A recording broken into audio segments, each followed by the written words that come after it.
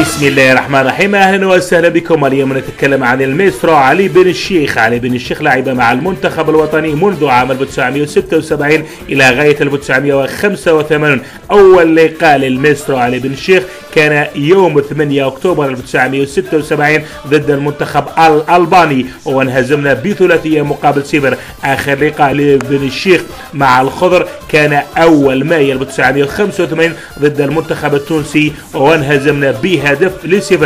علي بن الشيخ شارك مع الخضر 48 لقاء وسجل من خلالها 6 أهداف.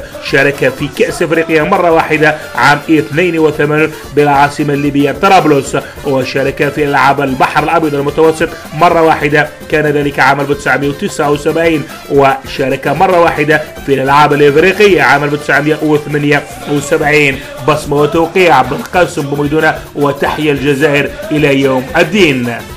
الجزيرة